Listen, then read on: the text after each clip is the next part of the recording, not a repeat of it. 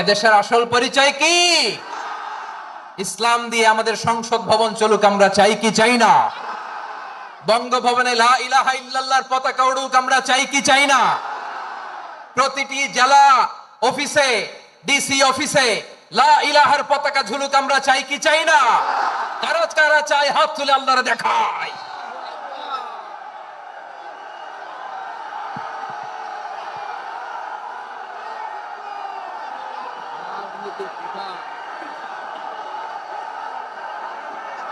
জাপানের দুইটা উদাহরণ দেই, খেয়াল করে একটু শুনেন, বুঝবেন।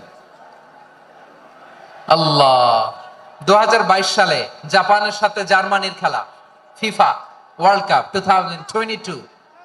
এক পক্ষে জাপান, আরেক পক্ষে কোন দেশ? কথা শুনে নাই। এক পক্ষে কোন দেশ? আরেক পক্ষে? সবাই এক পক্ষে, আরেক পক্ষে। ওই খেলায় জিতেছিল জাপান, জিতেছিল 22 সালের এই ফিফা ওয়ার্ল্ড কাপে জাপান ফুটবল খেলায় জিতে as a part of their celebration তারা খেলার পরে পুরো স্টেডিয়ামটারে ক্লিন করে। The fan base of Japan, লক্ষ লক্ষ মানুষ খেলা দেখতে যায়, তো এত ডাস্টবিনও তো নাই, তো যারা ডাস্টবিনে জায়গা পায় নাই তারা এই যে চকলেটের প্যাকেট, পানির বোতল, চিপসের প্যাকেট তারা এদিকে সেদিকে রেখে দিয়েছে। জাপানের ভক্তরা, জাপানের ফলোয়াররা as a part of their celebration তারা খেলার পরে পুরো স্টেডিয়ামের সব ময়লা আবর্জনা ক্লিন করে তারপরে বিদায় নিয়েছে। তাদেরকে কি ক্লিন করার দায়িত্ব দেওয়া হয়েছিল? এই যশোর, জাপানের যে ছেলেরা খেলা দেখতে গেছিল ওদেরকে কি ক্লিন করার দায়িত্ব দিছিল? তারা কি স্টেডিয়ামের পরিচ্ছন্নতা কর্মী?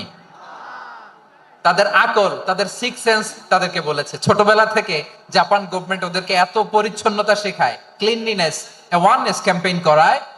ক্লাসে আমি দেখেছি, ক্লাসে নিজের বেঞ্চ নিজে মুছে, ক্লাসের মাঝখানে একটা সময় দেয়, নিজের টেবিল নিজে মুছে, নিজের ক্লাসরুমটা নিজে পরিষ্কার করে। রাস্তাঘাটে একটা ধুলা নাই, ময়লা নাই, একটা টিস্যু নাই। খেলার পরে গোটা বিশ্বকে তাক লাগিয়ে দিয়েছে। জাপানের ফ্যানরা সবার রেখে যাওয়া গার্বেজ, টিস্যু, বোতল পরিষ্কার করে তারপরে স্টেডিয়াম থেকে বিদায় নিয়েছে। আমরা কেন এমন হইতে পারলাম না? আমরা কেন এমন হইতে পারলাম না? জাপানের যারা এগুলো করছে ওদের তিনটা করে চোখ না? চোখ তো তিনটা জাপানা লাগো, জাপানা লাগো। হাত তো চারটা, কান তো ছয়টা। হ্যাঁ, নাকি আমার মতো দুই হাত দুই কানালা মানুষ? চোখে দেখলে ওটা মানুষ না। চিন্তা করছেন? তার মানে জাপানিজদেরকে যে গ্রুমিং করে শিখানোর মাধ্যমে পরিচ্ছন্ন বানানো গেছে। ওরা যেমনি মানুষ, আমরাও মানুষ। আমাদের সন্তানদেরকে শেখালে তারাও পারবে, পারবে কিনা? 2 নাম্বার উদাহরণ বলি। চট্টগ্রাম ফেনীতে যারা গিয়েছেন, মেঘনা গোমতী ব্রিজ প্রকল্প নাম শুনছেন? মেঘনা একটা ব্রিজ পার হওয়া লাগে। এই মেঘনা গোমতী, এখানে 3টা ব্রিজ কাঁচপুর সহ, এই 3টা ব্রিজের নির্মাণ কাজ, রেনোভেশনের কাজ দেয়া হয়েছিল জাপানের একটা কোম্পানিকে। কাকে? জাপানের কোম্পানির নির্মাণ শেষে 738 কোটি টাকা বেঁচে গেছিল, এটা গভর্নমেন্টের হাতে দিয়ে তারা বিদায় নিয়েছে। কত টাকা? 738 কোটি টাকা।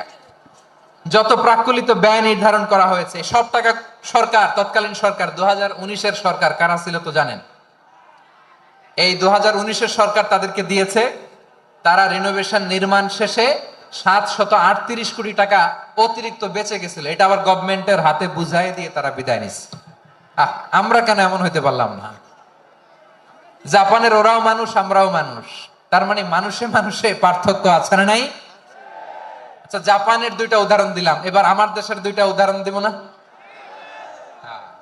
বাংলাদেশের 2টা উদাহরণ দিই। 1 নম্বর উদাহরণ, গত সপ্তাহে আপনারা জানেন কক্সবাজারে আমার একটা প্রোগ্রাম ছিল, তো হেলিকপ্টারে গিয়েছিলাম।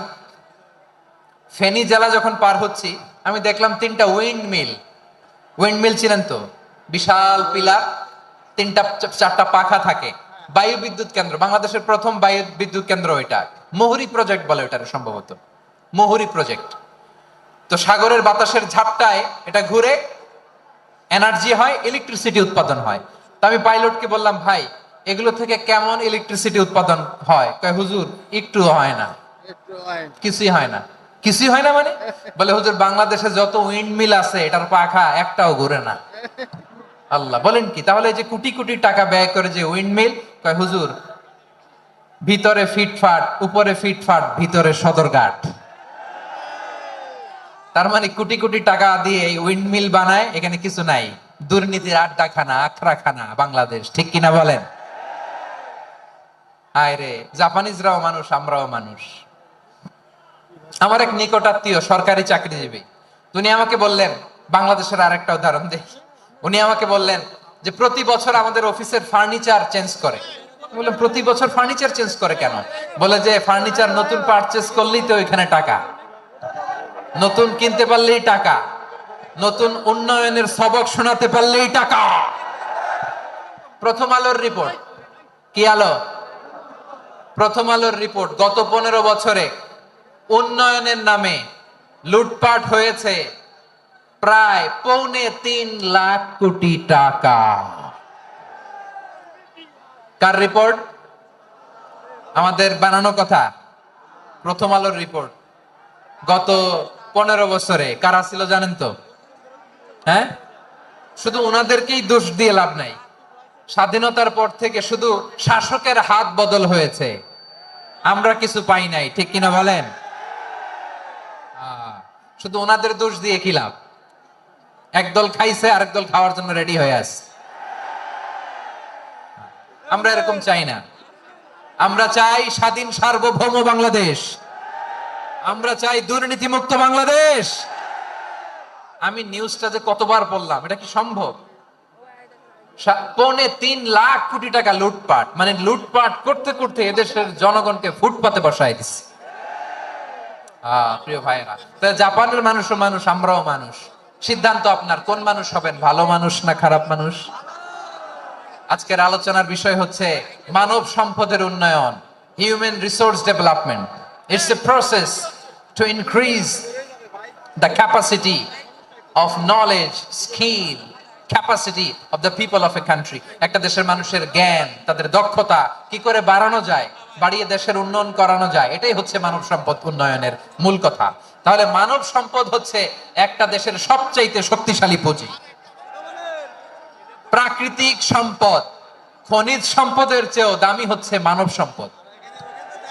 আমার প্রিয় যশোর, প্রাকৃতিক সম্পদ, খনিজ সম্পদের চেয়ে দামি সম্পদ কি সম্পদ? আল্লাহ তাআলা দয়া করে আমাদেরকে এই মানব সম্পদ দিয়েছেন। আসুন আমাদের এই মানুষগুলোকে আমরা সোনার মানুষ বানাই। রাজি আছেন তো সবাই? রাজি আছেন? মানুষ পারে না এমন কোনো কিছু নাই, চাইলে সব পারে। এজন্য মানুষকে তারবিয়া দিতে হবে, যথাযথভাবে তাদেরকে গড়তে হবে। আসুন আমরা সিরাতের আয়নায় বিশ্বনবীর জীবনী থেকে দেখি তিনি কিভাবে হিউম্যান রিসোর্সকে ম্যানেজ করতেন। যদি আপনাদের সময় হয়, দু একটা উদাহরণ দিয়ে আজকে আমি আমার আলোচনার বিদায় নিব। হবে সময় হবে কয়েক মিনিট? হ্যাঁ, শান্ত থাকবেন তো? শান্ত থাকবা? হ্যাঁ, ঠিক আছে। বিষ্ণু ইসলাম কিভাবে হিউম্যান রিসোর্সকে ম্যানেজ করতেন, মজার কথা আছে কয়েকটা, বলে বিদায় নিব। বিশ্বনবী কিভাবে এই মানব সম্পদকে ম্যানেজ করতেন? বিশ্বনবী, he was a very good talent hunter, চৌকস ট্যালেন্ট হান্টার ছিল। কার মধ্যে কি ট্যালেন্ট আছে দেখলেই বুঝে ফেলতেন। সুবহানাল্লাহ পড়বেন না? কি নবী আমরা পেয়েছি! He was a very good talent hunter. আমার নবী, তিনি চৌকস ট্যালেন্ট হান্টার ছিলেন। কার মধ্যে কি প্রতিভা বের করতেন, ওই প্রতিভাকে ইসলামের কল্যাণে কাজে লাগাতেন। সুবহানাল্লাহ বলেন। যাকে যেই জায়গায় সেট করলে ভালো হবে তাকে ওই জায়গায় সেট করতেন। কয়েকজন সাহাবীর জীবনী শোনাই। আবু মাহজুরা রাদিয়াল্লাহু তাআলা আনহু, মক্কার মুয়াজ্জিন, আগে ছিল মুশরিক, পরে হইছে মুমিন। উনি কিভাবে মুমিন হইলেন এই ঘটনাটা একটু আপনাদের শোনাতে চাই। তা আপনাদের তো সময় নাই হাতে, সময় আছে? এই জেনজি শেষ করে দিল আজকের প্রোগ্রামটা। 1 ঘন্টা ধাক্কা ধাক্কি করে কেমনে দাঁড়ায় আছে আমি বুঝলাম না।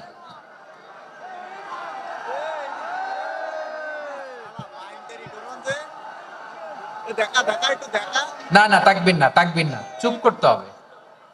What I need, you stop. Just shut up. চুপ। হ্যাঁ, ঠিক আছে, এভাবে।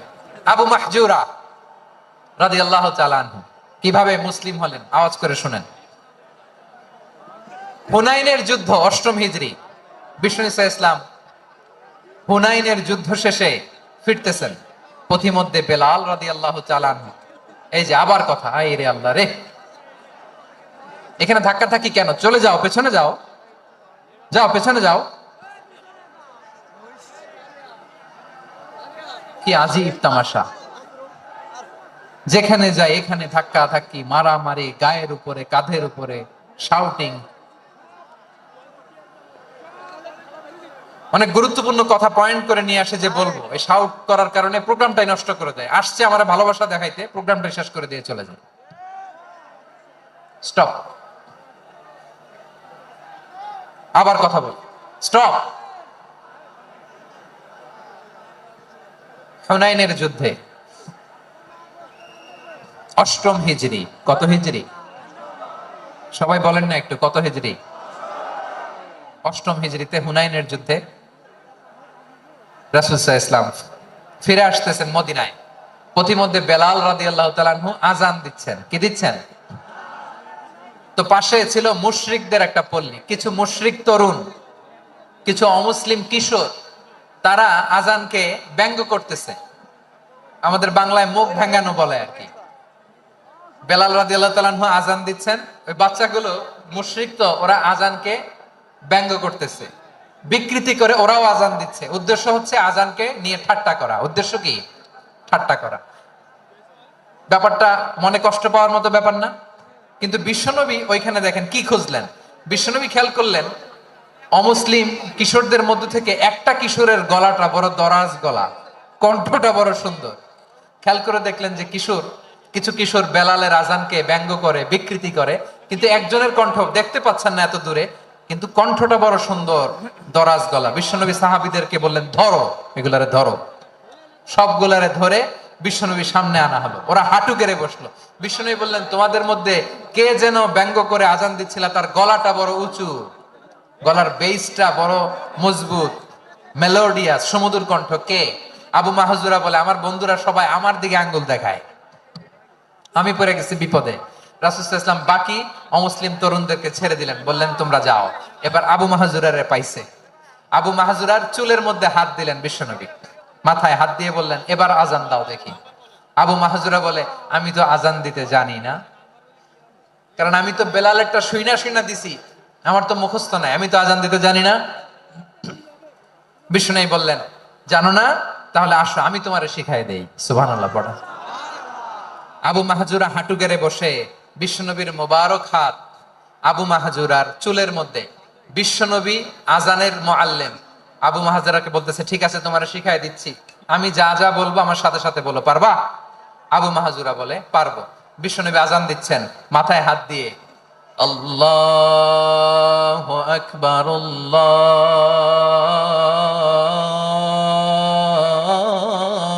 আল্লাহু আকবার।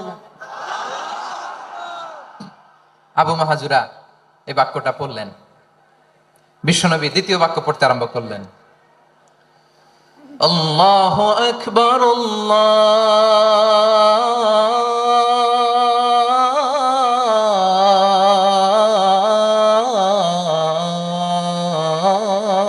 আল্লাহু আকবার। আবু মাহজুরা এই বাক্যটা বললেন।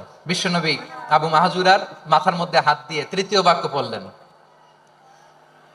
আশহাদু আল্লা ইলাহা ইল্লাল্লাহ।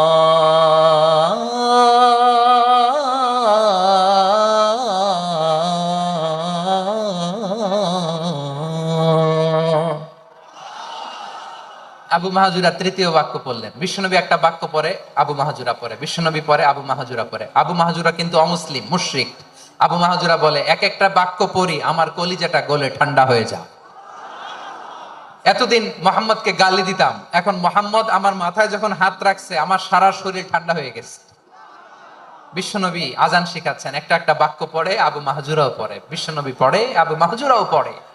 পুরো বাক্যগুলো যখন শেষ, আযান শেষ, আবু মাহজুরাও যখন পুরো আযান পড়লেন, আবু মাহজুরা বললেন, এতদিন মোহাম্মদের চেহারা দেখলে আমার ঘৃণা লাগতো, আজ থেকে মোহাম্মদের চেহারার চেয়ে প্রিয় চেহারা আমার কাছে নাই। আবু মাহজুরা বললেন, ও মুহাম্মদ, আযানের বাক্য তো আপনি আমার শেখা